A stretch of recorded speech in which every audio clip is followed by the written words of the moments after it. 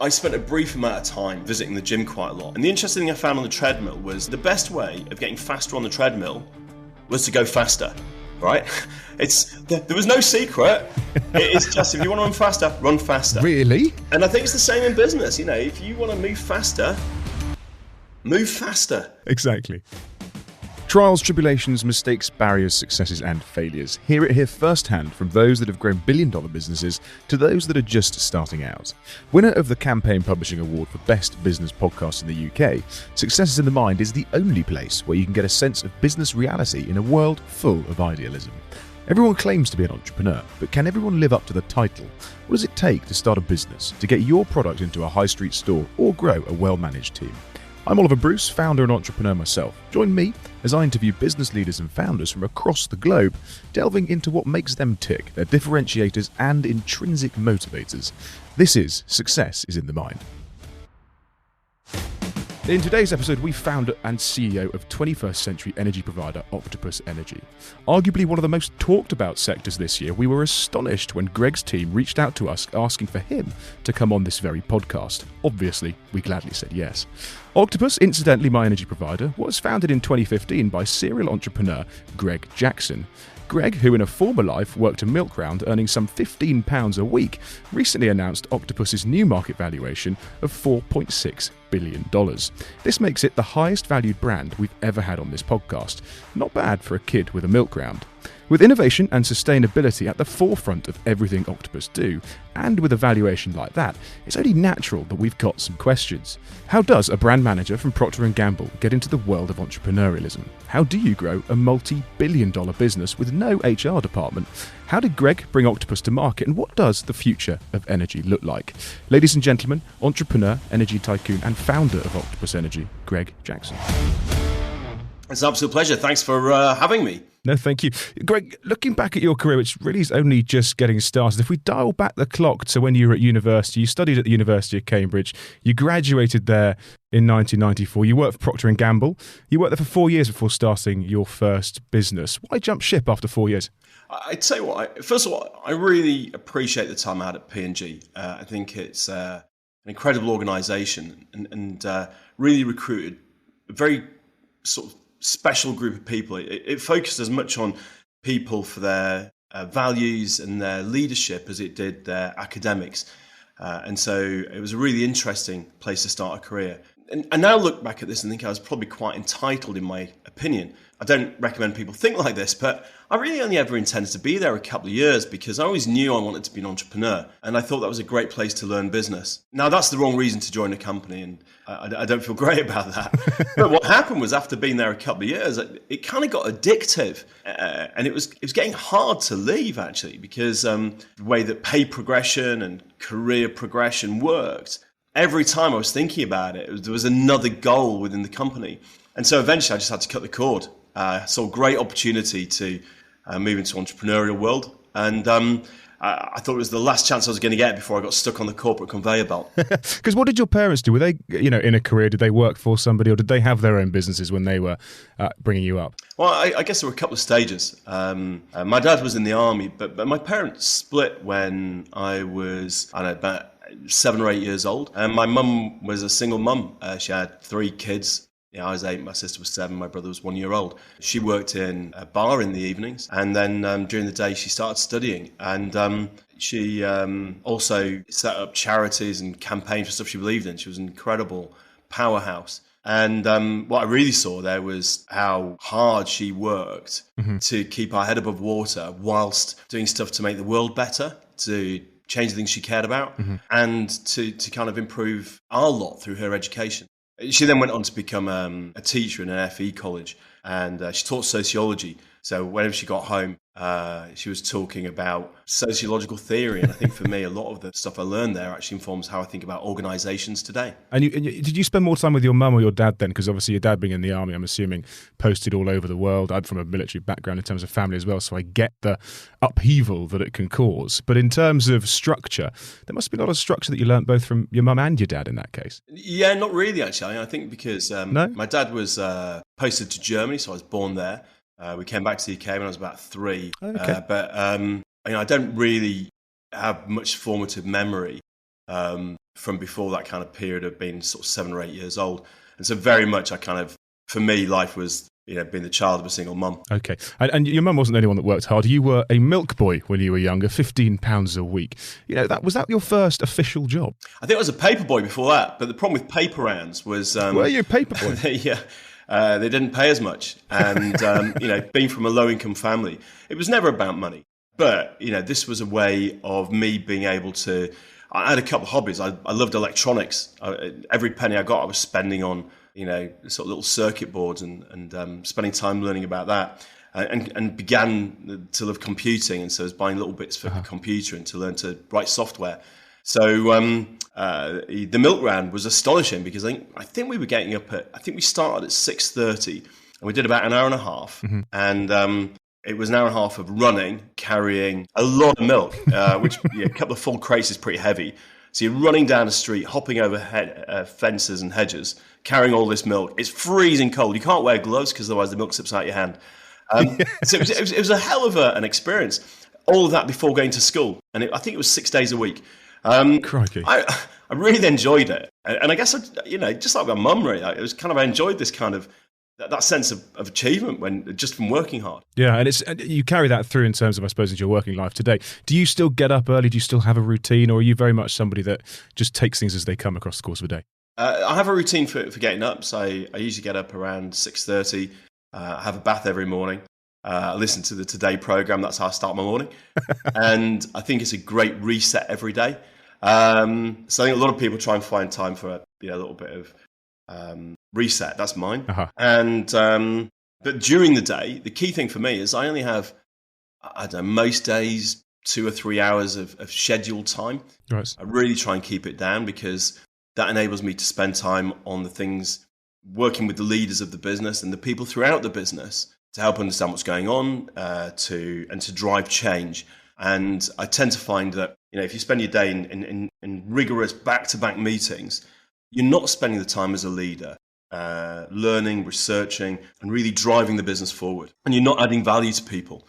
For me, I think this opportunity to really get into the nuts of stuff and make a change is kind of my leadership style. Where did you learn that leadership style? Because working for P&G, obviously you were employed, but thereafter, and we'll get into it later, you founded, you sold, you advised, you were chairman of multiple different businesses. Being employed for those 4 years up front after uni, did that help you learn how to actually work for somebody and how your staff should work for you? So I think what P&G taught me was there were a lot of management skills. So, whether it be the basics of how you do P&L or, a lot of communication skills. But I think that P&G's approach to management is very much, or certainly was, very much a very rigorous strategy-based approach with a lot of top-down thinking. Mm-hmm. and a lot of formality, very bureaucratic. So I guess for me, I liked the skills, but not the environment in which they were deployed. And one of the things you kind of spot when you're in an organization like that are all of the places that people are well-meaning people are creating processes that they think are going to be good for the business. Mm-hmm. And they may be good for their function or department, but they foist work and process onto others that slow everything down. So one of the real disciplines, I think, in moving to an entrepreneurial world or an agile world really was to say, how do you maintain the efficiency of a small business as you grow? And really, how do you eliminate those processes before they're implemented? Because after all, I think P&G and so many other large companies are continually going through these processes of, processes of process removal. So, P&G had this thing called process out or work out, trying to eliminate non-value adding process. Right. But all that process came from somewhere. Yes. So our job, I think, is to stop that happening in the first place. So, you guys are famed February this year, 2021, actually, an article on BBC News about not having an HR department, multi-billion-pound business, but no HR department. Is that, again, because that's process for process sake? How do your staff actually toe the line, manage themselves without having to report into someone in HR? Most people turn up to work wanting to do a good job. 9 out of 10. And most people are smarter than companies give them credit for, or at least than companies allow them to do. Job ads always say we're looking for creative people who will take responsibility and see the bigger picture. and stuff like that. And then you turn up for work and you're given a list of processes and a list of rules. So true. And almost immediately, all those things that the company was recruiting for are being knocked off you.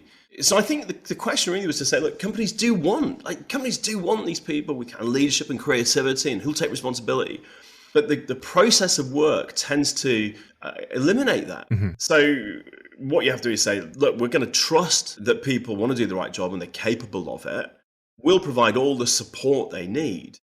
But what we won't do is dictate how they're going to do it. So their job will be, if they need help, go and ask for help. But we'll trust them to know when they need that, as opposed to trying to kind of predetermine it all.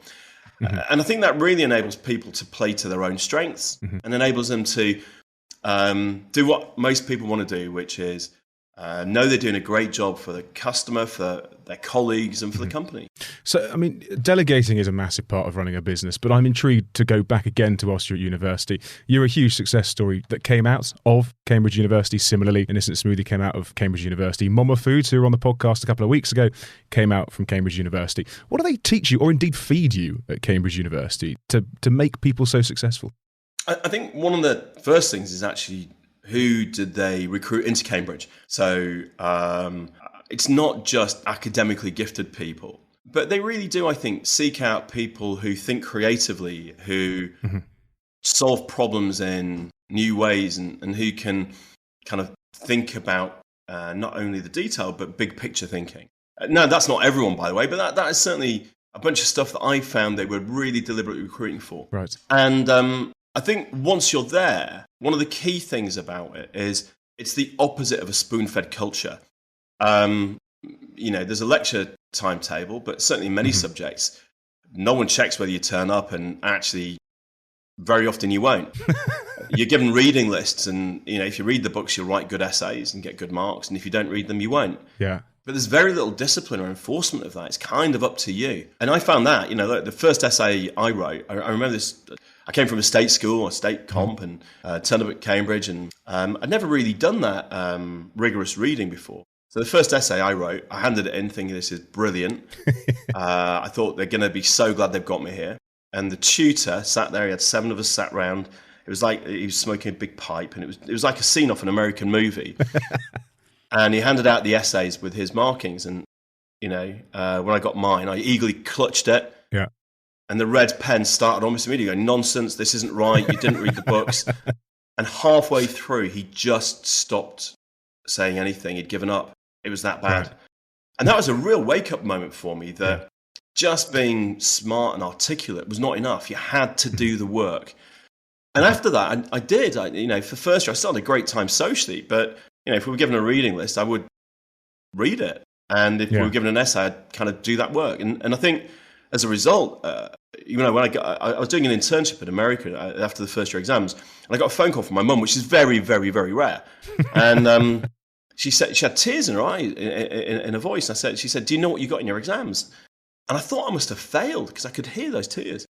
Yes. And she said, you came top at the university. I was like, what? I was mind blown. At the university, wow. Yeah, and I think for me, that, for example, turnaround came because, back to your question about the Cambridge culture, it was, they let you not do stuff, but if you did do stuff, then you could achieve. And then, by the way, partway through second year, I became president of our college's student union. That was something I really enjoyed. And there was one essay we were supposed to, I didn't hand it in. We got to the kind of tutorial, and the Don said, Greg, I haven't got an essay from you. And I said, I'm so sorry, I've been very busy with the student union stuff. He said, no, don't worry about it. And I never wrote another essay in my whole time. And kind of Cambridge lets you, that's the extremes, and that's that kind of extent to which you are self-determining there. And I think, so it showed for me, though, that that enabled me to do great academically. It enabled me to have this great time doing the student union thing, and so on. So I think, perhaps that does kind of leave this view that you are self-determining and you make your choices, and you can, if you work hard, you do have the opportunity to do stuff that's very special. And transitioning that into Octopus Energy, where you currently are the business that you founded in 2015, from a management style point of view, your teacher went through with a red pen, crossing things off, saying it was nonsense. When you're feeding back to those underneath you that you're delegating to, how do you feed back and manage them? I think one of the great things in business is that very often it is obvious to people. If someone's let a customer down, the customer's already let them know. If they've let a colleague down, they'll see that something hasn't worked. Mm-hmm. So a lot of the time, we don't need to give the feedback. What we actually need to do is give the support, because you feel bad in those scenarios. So I think the really big thing there is making sure that people don't become scared of failing because they get admonished. Mm-hmm. Instead, if they fail, knowing they'll be supported means they'll try again in future. Of course, for some people, it doesn't work out, and we have very, very honest conversations. But most of the time, even if they're failing, there's going to be something they're good at. And one of the great things about a growing business is we can, put them in the roles they are going to be good at. And there are 2 or 3 people I think of straight away that have had 2 or 3 roles. Mm-hmm. And the first couple might have been really quite unsuccessful. And by the third, we've found the right fit, and they smash it. Yeah. And so I think part of this is, there was a great entrepreneur that I worked with once, and he said, see the gold.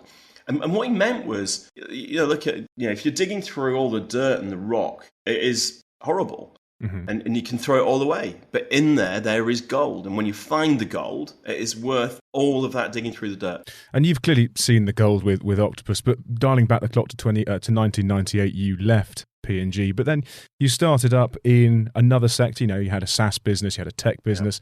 Yeah. Octopus Energy right now is an energy business, an eco-energy business. But arguably, how did you see the gold in those 3 different sectors? And why did you jump ship from what you did know, which was tech and SaaS, and go into energy? Yeah, and I should say, when I say saw the gold there, I was thinking about the gold in people. That is, most people got some amazing skills, right? Exactly. I got that, yeah. No, exactly. the financial reward at the end of the tunnel. Just finish that point, actually, I would say, look, if you look at what people do in their private lives, they make ends meet in today's society. Getting mortgages, having kids, running community groups. People are highly capable, and at work we don't treat them like that. So that's the kind of thing that when I talk about seeing the gold, it's recognizing they're capable of all that stuff. But in terms of your question then about different sectors, I think there's a really naff phrase, which is, you've got to be in it to win it. So you can spend a lot of time sitting outside a sector pontificating about kind of whether or not you should enter it and what value there might be and what you can do. Mm-hmm. But the reality is, in almost any sector, once you're in it, you will spot the things that can be improved. Now, sometimes you'll spot those from the outside, but if you agonize about it rather than get into it, you'll probably almost always find that a lot of what you thought from the outside was wrong. The only way of testing it is to be on the inside. So I think, to me, very often it's about getting going. And actually, once you're going, you'll start to be able to identify where you can beat competition, where you can deliver better results for customers, where you can drive down costs or innovate new products and services.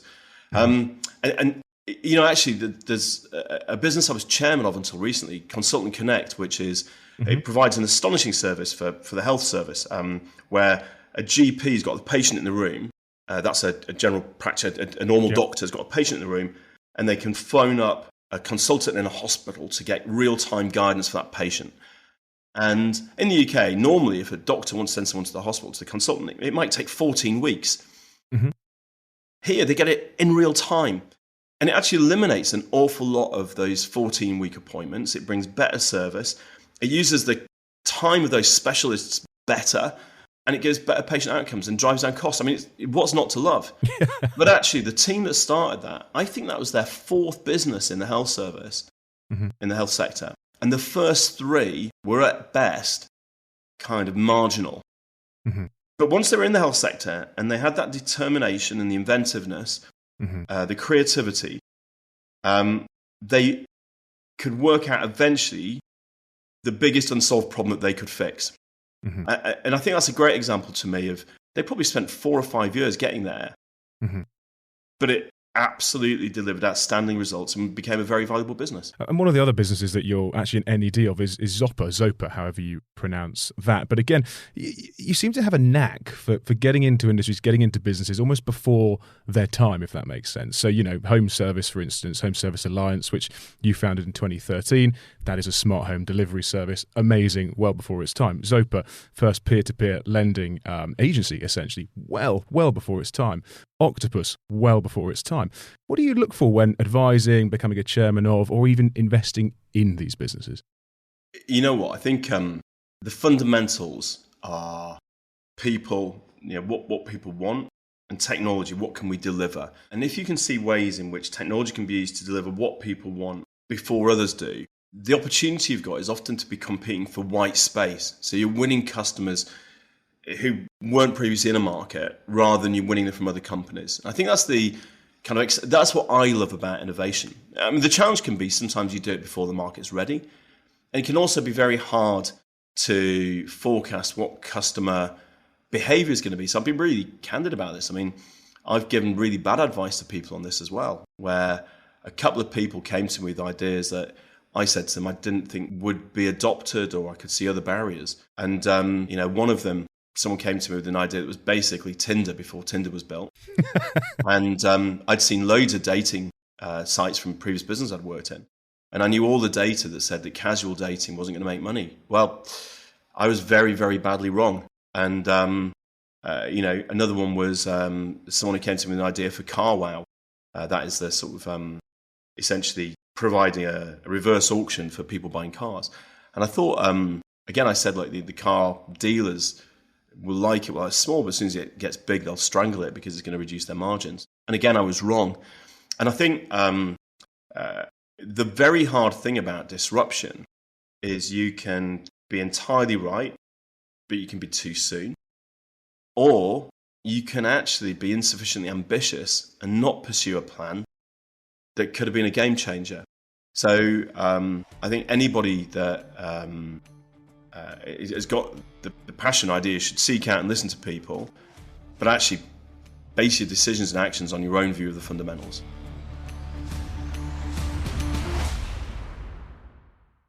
I'm fascinated by what you assume is a good business idea and how you qualify that as the right thing to go into. So you said that you've obviously missed CarWow, you missed Tinder, for instance. How did you miss them? Did you put it into a spreadsheet, go, actually, the numbers don't work? Did your gut just tell you that it was the wrong thing to play with? How do you know what a good and a bad idea is? I think there's a lot of pattern matching. Right. And so, for example, the one with Tinder was, I say Tinder, I mean, obviously a business that would have similar to launched prior to Tinder, offering roughly the same service. In a previous business, we had some clients that did white label dating websites, and we had loads and loads of data that showed that, forgive me for the bluntness here, but heterosexual dating prior to Tinder, largely you had relatively low customer lifetimes, because if the service worked, they would leave the service. And it was quite clear that more people were finding kind of committed relationships, and therefore not carrying on using the service. I think what Tinder showed was that there was a huge market opportunity for non-committed relationships, or at least for a longer period of different behaviours. Yes. That data wasn't encapsulated prior to Tinder's existence, and I think it's the same for us. Like when we started this company, all the incumbents said, consumers don't care about their energy company. They don't even know who their energy company is. And we thought we could change that behavior. So I think one of the interesting things is your pattern matching can be very helpful, but if you're intending to disrupt, somewhere the pattern won't match anymore. And it's thinking hard about where that will be. And what is going to be the stronger force? Is it going to be the patterns you've already seen? Mm-hmm. Or the way in which you can break those patterns? And at what point do you pull back? Do you go, whoa, hold on a minute, this isn't going to work? If you've invested a certain amount of money, you've got an idea, and it just doesn't seem to be working, people often tend to keep putting good money after bad. Now, when do you pull the reins and just go, no, that's not for me, I need to get out now? You know what, it's really interesting. I think, there's no formula for success here. We all know that Dyson wrote to, 800 investors or something before, launching. Yeah. Look at J.K. Rowling was exactly. Harry Potter was rejected hundreds of times, and I think, and then there are tremendous numbers of examples of people who've kept on flogging what turned out to be a dead horse, whether or not it should have been a dead horse. Yeah. I think the most important thing I talk about is the happiness and motivation of the people running something. If they've still got money to keep going, and they've got the energy and the enthusiasm, then and they're still happy, they can keep going. But I think when it turns into a brutal, miserable slog and it feels like a death spiral, it may or may not be that it would ever work. But it ain't worth the sacrifice to find that, 20 years of misery later, it's still not working. And I talked about the medical business earlier, and that was a good example. The times when the guys moved from one idea to another was really determined by when they ran out of energy for the idea rather than anything else. Yeah. Let's remember, these are all incredibly personal things. And actually, the personal factor outweighs anything else. In terms of being too soon to a market or an industry, looking at the Home Service Alliance, you were there for 2 years. You founded it, but you jumped ship in 2015. Why did you leave it so soon? Because surely that had great trajectory. I think it did, but it wasn't disruptive enough for me. I think what we were doing there was largely trying to bring smart home tech. So, for example, we were the UK installer for Nest, and we're working on lots of ways of enabling things like home heating to be cheaper and smarter. But I saw a dramatically bigger opportunity in driving the energy transition, and the opportunity to build with Octopus Energy a company which are using technology not only to drive down the cost of energy and dramatically improve customer service, but really to say there is the opportunity for renewable energy to drive energy costs lower, not to increase them. So when people worry about how we're going to pay for net zero, I think we spot the opportunity to say, actually, net zero could be a way of making things cheaper and to democratize energy so that it's more accessible and more transparent in high-income countries, and it's available in low-income countries. And I just couldn't see any bigger idea than that. And I think one of the things that I read somewhere was, behind every great entrepreneur, there's a trail of destruction. Now, I hope it's not always destruction, but you definitely have to be willing to walk away from stuff, willing to move on, and willing to not always kind of, tie a neat bow around everything. Because you have to pursue, if I hadn't done that, then we wouldn't have built this business that now operates in 12 countries and is helping governments and sort of others in the sector see how, customers can embrace clean energy because it's going to be better value. I mean, you say you're operating in 12 different countries. You're one of Europe's biggest energy providers. Al Gore, the other week, invested $600 million in the business. It's got a market cap of $4.6 billion. These are massive numbers from an idea that in 2015 was essentially just you. How did you raise the capital, raise the money in the first sort of 12 months of Octopus to get it off the ground? Because you have massive competition. So I think we sold our previous tech business in 2007 or 8 with a 3 or 4 year earn out. So I kind of free in 2010, 2011. And that was really when I started working on the idea for an energy business. And the first iteration was we found some students at London Business School and asked them to help us write a business plan. It was a great win-win. It was their kind of big project, and for us it was the opportunity to see whether or not there was a business here. And I think what that told us was that if we were going to launch an energy business in a regulated sector with a commodity market with big swings, then we needed at least £10 million of seed funding. And as an entrepreneur, £10 million of seed funding is a lot. So we kind of just put that idea on the shelf and got on with other things. And it was only in 2015 that I was introduced to Simon Rogerson, the founder of Octopus Investments. Right. And we were talking about other stuff. In fact, I think he was interviewing me to be a non-exec director of their business. But as we had the conversation, it became apparent to me that they'd invested a lot in renewable generation, that they ran one of the biggest venture capital firms in London, and that Simon himself had a set of values that were highly compatible with mine. So I just floated the idea and said, look, I once thought about building an energy company. I think there's a really exciting opportunity here using technology to transform energy.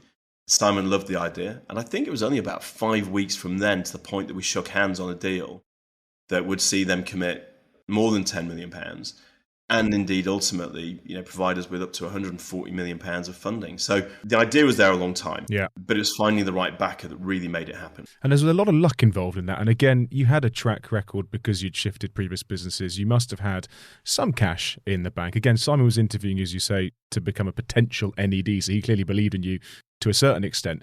You managed to generate more than 10 million, 140 million in backing. That was simply because of your previous track record. If you're an entrepreneur that has no track record and you're trying to innovate or launch a business without any kind of history, how would you go about doing that? Yeah, I think there are probably two components. I mean, the first is, I spoke earlier about you've got to be in it to win it. And I think a lot of people sit there thinking, I'm going to start a business once I've got all the things lined up. And I hear them. I had a friend I used to go out for a curry with, still do, every few months. And he kept saying, I'm going to do my own thing. And I think he was saying for about 3 years, he said, I've just got to get this bit lined up. And there was always the next thing. I remember saying to him, look, just be honest with yourself. You're not going to do it unless you just do it. So either do it or stop talking about it. Anyway, the next time we went for a curry, he'd done it. And I must admit, I was a bit nervous. He said, Greg, thank you. He gave me the push I needed. And I was a bit nervous because, if it didn't work out, that can be bad for, giving up a very secure, high-paying job. And actually, every time I've been for a curry with him since, he's just happier and happier. And it's worked out. And he's kind of pivoted and driven a course, continually creating a stronger business. So I think, for me, first thing is get started. Once you're started, you will be able to find ways to make your idea bigger, to bring customers and others on the journey, and in doing so, create an exciting opportunity for investors. And it's hard, right? I mean, and I don't think it's for everyone. But when we started the platform business, the SaaS business, I think we didn't pay ourselves at all for a long period of time, and then we started paying ourselves a derisory amount. We're putting all the money. We hired people and paid them before we paid ourselves. And by the way, I wasn't wealthy. I was pulling a lot of that money by, borrowing and living a very, very meager existence. But I'm not saying that everyone can do that. So this isn't for everyone. But the second is, once you're in it, you find these things. The second thing is creating a vision that is realistic and compelling to investors, because your track record and your ability to deliver matter. But so does their belief that you're going to create something special. And so I think that combo is what's important. And certainly for me, you talked about, for example, being a non-exec director or an advisor or whatever. And I think that's all part of, once you're in it, you start meeting people, you start learning things, you share knowledge. You've got to be generous with knowledge, generous with what you've learned, generous with your time. And in return, you'll find you start meeting people. And it's like the primordial soup. Sooner or later, the spark will hit and life will happen. Yes. And I mean, in terms of when you started, you had this modus operandi to make customers' lives fundamentally better. And that's quite a Jeff Bezos statement in terms of, with Amazon, it was to fundamentally make the customer experience as good as it possibly could be. What do you class as better? Because you're only innovating as you go, but you set a baseline. You set a baseline because the experience was genuinely bad back then. Yeah, I think, first of all, I think we've all experienced bad service from energy companies. And, whether that be the fact you've had to wait 20 minutes to get answered, and then you get answered by someone who can't help you, they've got to put you through to the department or whatever, or really transparent pricing, they're ripping you off and you can't even work out what's going on with the bills and things like that. So I think one of the first messages I had with the team was, let's provide a service that you would be happy for your grand to get, right? In fact, let's make it so we'd be proud if our grand was a customer. And I think thinking of it like that for me was like, take someone that is one of my nearest and dearest, yes, and make sure she'll be well served. And then I think we'll be doing a good job. Well, I can tell you for free, I'm A, a customer, but B, I've signed my mum up to it. And she genuinely, I think, loves Octopus more than she actually loves me. So you're clearly doing something well there. But in terms of going back to the early stages of Octopus, let's say 2015 to 2016, you must have made some massive mistakes. You must have hedged on things that didn't work. You must have employed people that weren't right. What mistakes did you make in the early stages? I'm sure we made loads, but I can't think of any. And it's not because we didn't make them. I think it's because we don't dwell on them. You can change tomorrow, but you can't change yesterday. And even when you make a mistake, it's put you in a place where you're now, you'll be making new decisions, changing what you do tomorrow. So I must admit, I find it hard to remember any big mistakes.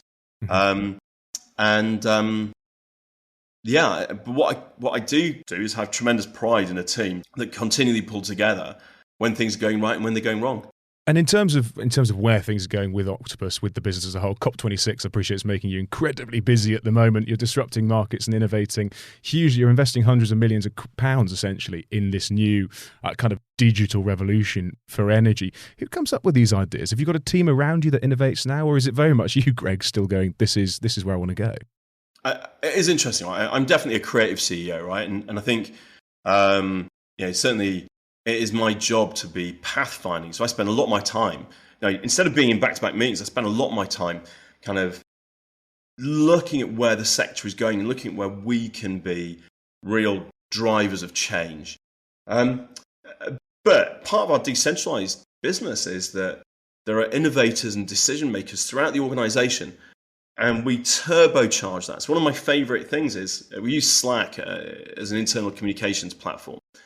And there's a channel on Slack where absolutely anybody on the front line who talks to customers, so people in customer operations, can post about communications the company sends, like bills and customer updates and literally anything we say publicly, and give the feedback directly to the communications team to let them know when something is wrong or not clear or can be improved. Because when you speak to customers will so often say, you said X, I've seen Y.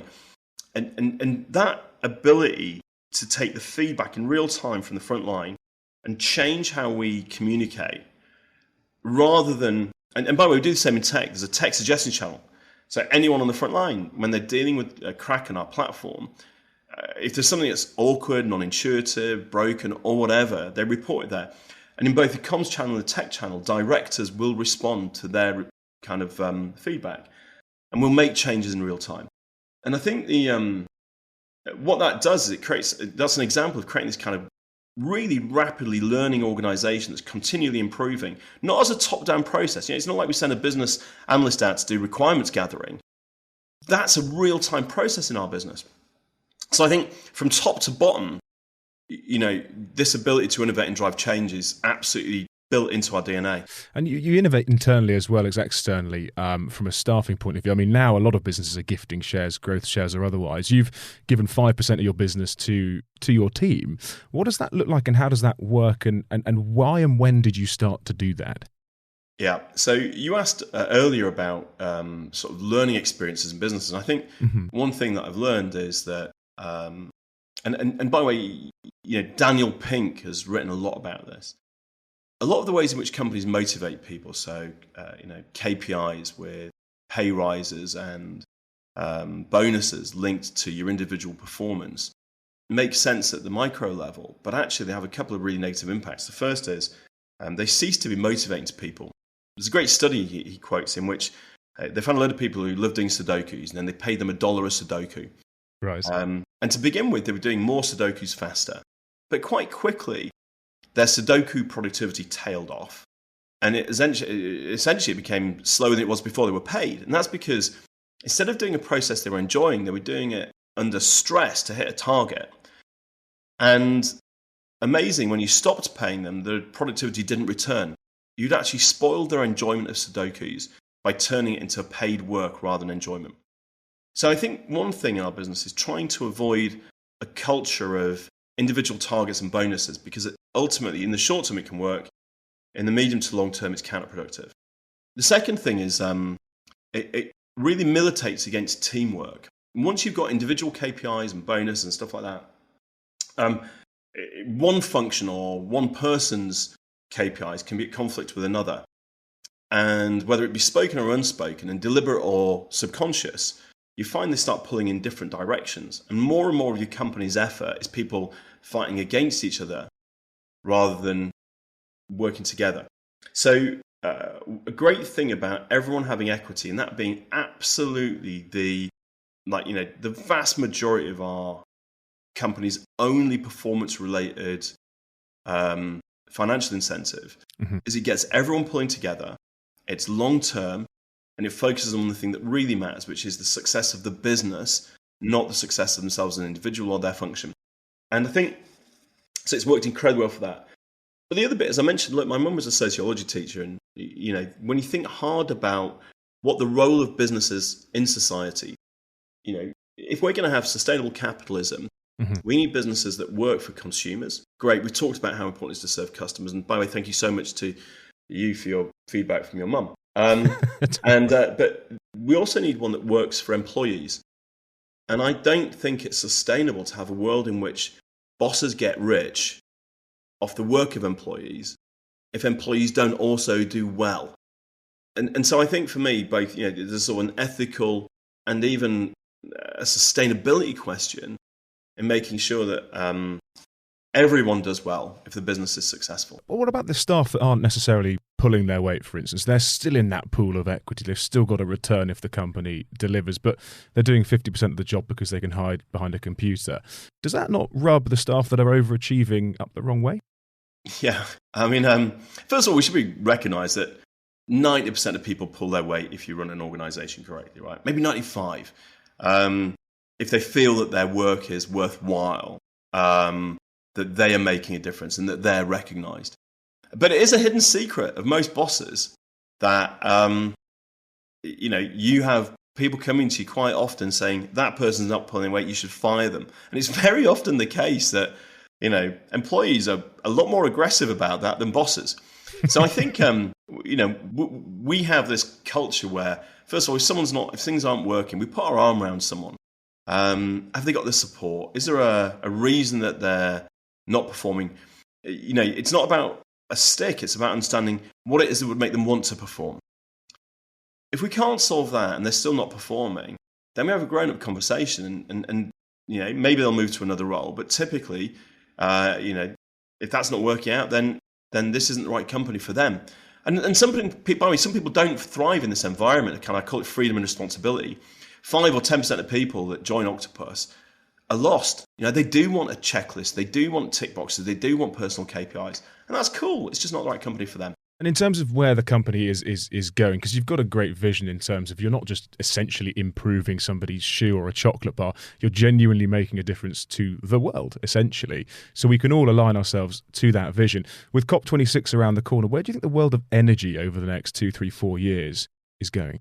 I really hope that politicians and regulators, governments and civil servants around the world grasp the opportunity to drive down the cost of energy. And the reason I say that is a lot of the time we're focused on these questions. Look, if we go renewable, what do we do when the wind's not blowing, the sun's not shining? And that's a perfectly valid question, of course. But before we try and answer that, let's say, what do we do when the sun is shining, the wind is blowing? Because we've got incredible amounts, abundance of zero marginal cost, zero guilt, zero carbon, green electricity. Now, if we can make the most of it when it's available, first of all, we can provide people with cheaper power than they've ever had. Secondly, it makes it cheaper to fill the gaps when it's not available. So, for example, whether it be charging grid-level batteries or filling the batteries in people's electric cars, making hydrogen will turn back into electricity or whatever. It gets cheaper to fill those gaps if the electrons you're using were so cheap in the first place. So I think the really big thing for me is governments have got a choice. They can either try and create a renewable energy system that looks like the old world of fossil fuels, where you kind of got flat pricing for everything and central command and control, run by governments. That'll put costs up dramatically, by the way.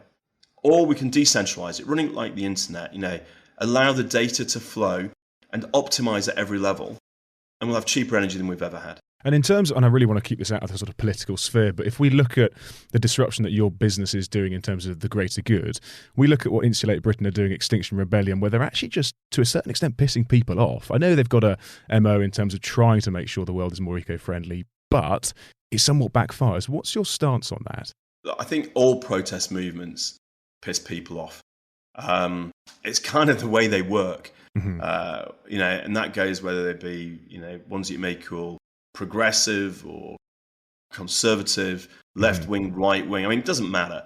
But I think the choice we made is that we would invest in creating a future that I hope citizens and governments around the world will choose, because we're trying to eliminate the trade-off. We're not saying that green energy will cost more. We're saying we think we can make it cost less. And make it better. And the more of it we do, the less that it will cost. And so citizens will come flocking to that because it's better value, even before we think about carbon and climate. And in terms of, you're an incredibly positive guy, and you must constantly get people being negative around you to a certain extent, not least because they're pissed off with certain activists. Now, looking at how you pick yourself up, dust yourself down when you get out of bed in the morning and you think, Christ, I just can't face interrogation from the BBC or whatever, how do you keep yourself positive, Greg? I think, first of all, there's a bit of self-selection, right? If you're a positive person, there might be a good reason to be an entrepreneur, right? It's one of the contributory factors. 100%. I think then it's also enjoying the discussion and debate. I love listening to people. You know, if people disagree with us, it's for a reason. And, you know, really understanding what that is. You know, maybe they're right. Maybe we've got something to learn, and maybe we can change our plans based upon what we learn from listening to people. And maybe it's because they don't understand the picture, in which case, are we able to bring, you know, more evidence or more emotional understanding, whatever it will take to help them understand that. Maybe it's because you've got a fundamentally different view of the world, in which case, hey, you know, we live in a diverse society and let's embrace the fact that we're not all the same. What exactly? So I think part of it for me is, I'm not going to get down about that, but what I'm going to do is say, look, what a great opportunity is to keep learning to drive change. And can I give you a quick example? Of course you can. We've just opened a 23,000 cubic metre facility just outside London. For the decarbonisation of heat. So we're doing research and development and training engineers there. And part of the reason that we built it the way we did is we realised when people talk about decarbonisation of heat, they're all kind of waving their hands around, and it's all kind of essay-style arguments and spreadsheets. Lots of gesticulation. And we needed to show people. So we built this place not just as a sort of a closed facility, but as a visitor centre. And we bring in, you know, politicians and journalists and stakeholders and help them see and feel and touch this future. And I think that was based on this kind of insight that a lot of the reasons they were disagreeing with us was no one had done a good job of showing them the alternative. That's really interesting. So we're doing that. And I love that ability to change the narrative by making things real for people. It's more experiential, I suppose, rather than just assumptive in that sense. And in terms of learning, because obviously you're learning from people are learning from you, and vice versa. We have so many entrepreneurs on this podcast that say they have NEDs, but don't necessarily get the best from their NEDs or from the board or from their advisors. How do you harness the intelligence and the value from an NED? That's a great question, right? I think it's one of the hardest things about being a sort of a disruptive entrepreneur is you've got a world view in your head. And almost by definition, that is different than the world view of the experts in your sector. So when people are saying to you, oh, work with this person, they'll be a great NED, this person knows everything about your sector, a lot of the time they're going to be the wrong people to speak to, because their worldview is grounded in everything that you want to change. Now, sometimes there are those who've been in the sector and have seen the same pattern of change, and therefore are going to support your view. They'll still challenge you because they've got knowledge and experience. But I think the most important thing is they have to share your worldview. Otherwise, you're going to be arguing about, you know, whether red's the right colour or blue's the right colour, rather than them helping you find more red. So I think the most important thing is that. I think the second one is it's got to be your own selection. You know, there are many well-meaning investors and others who will encourage you to take specific people on board as NEDs or as advisors. And you should always respectfully listen. But I think 9 times out of 10, I say thanks, but no thanks. Because I don't think that I'm going to get a lot out of them. And I think the last bit, by the way, is entrepreneurs need to be confident. If you're changing the world, people are going to tell you you're wrong all the time. You shouldn't be cloth-eared. As I said earlier, you should listen, but you should be confident in making your own decisions. And I've certainly seen entrepreneurs that listen too much to board members and NEDs. And you know, the board member of the NED is kind of getting this very low-frequency interaction with the business. And so they'll give you a load of advice. And if you follow it, they're not going to be around to course correct. So by the time you next see them, things may have gone badly wrong. And so what you'll see is it's like when people drive a boat and you see them zigzagging down a river. Yes, I do. They're not used to the frequency of feedback. Yeah. Right. Yeah. The CEO is the pilot. Yeah. And must absolutely be responding continually in real time with course correction, and not going swinging, sort of side veering based on guidance from others. And in terms of you with, I suppose, your advisory side of things, do you have people around you that advise you from an NED level or from another level, I suppose? Very little. Yeah. And that's not to say I don't value it. But have you ever had people around you in that sense? No. No. For example, I'm a voracious podcast consumer. And I say that just because I used to read voraciously, but I'm finding a lot of the same authors do great podcasts. Mm-hmm. And so, I'm out there listening and reading all the time to learn and improve.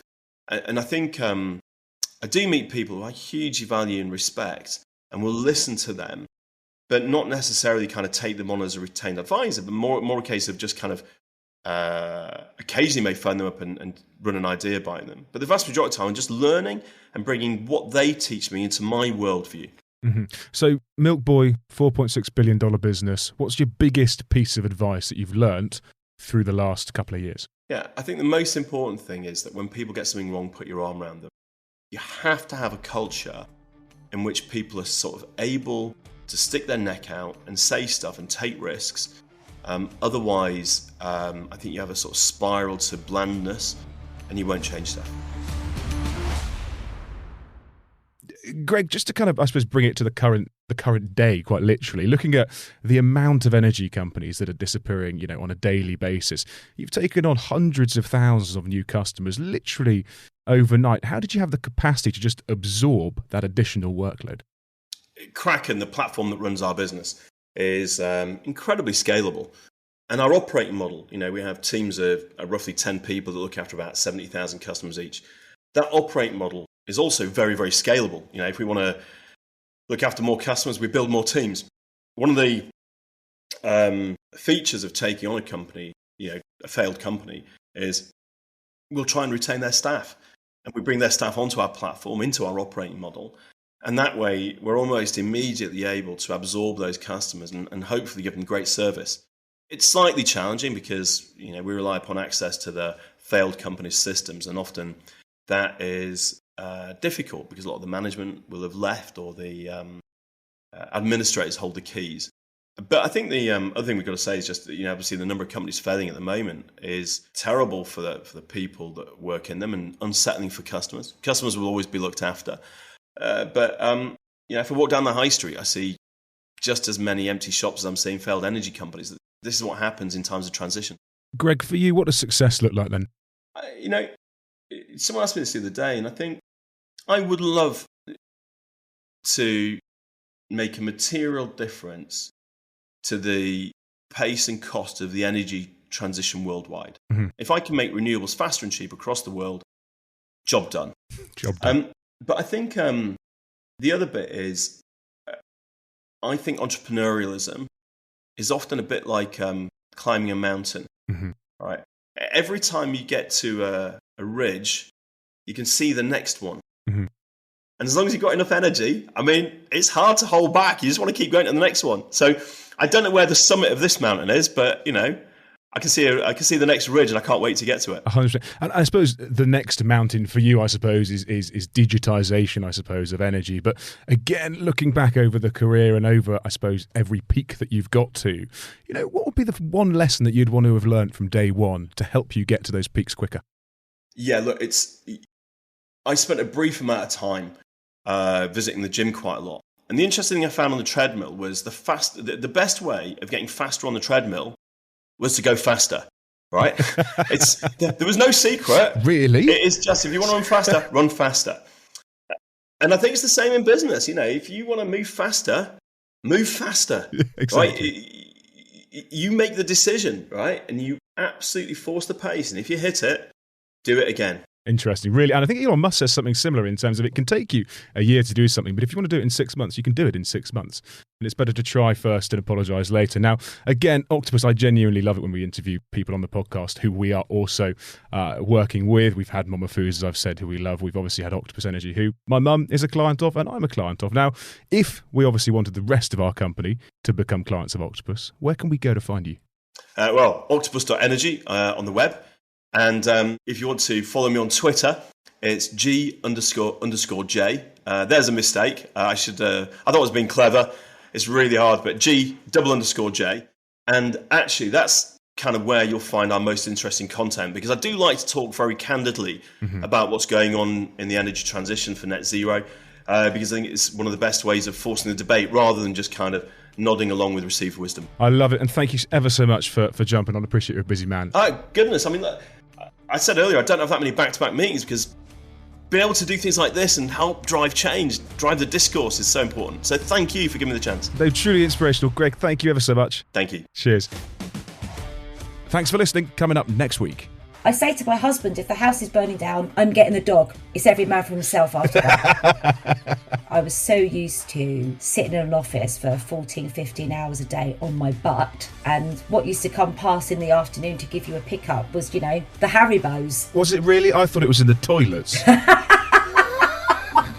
There was a lot of that. Well, I've heard that. I don't know that. I've heard that through friends of friends of friends. All I can say is allegedly that happens quite a lot, but I think I saw a lot of people with some issues in the loop. Yeah. See you next week, 8 a.m. on all podcast platforms. Simply subscribe or ask your smart speaker to play Success is in the Mind podcast. This is a Pinpoint Media podcast presented by me, Oliver Bruce, produced by Dan Miller and Fergus Bruce, edited and designed by Harry Fox and Victoria Bramwell, filmed by Madeline Harris, marketed by Ellie Hanwell and Rachel Buchanan Hughes, and managed by Bethan Wyatt and Annabelle Lawton-Smith. Quite a team. Thanks, guys. If you know anyone you think we should interview, if you want to tell your story or have your say, please reach out to me directly via podcast@pinpoint-media.co.uk. Remember, there's never a good time to start a business, but in business, you should always have a good time. Cheers, guys.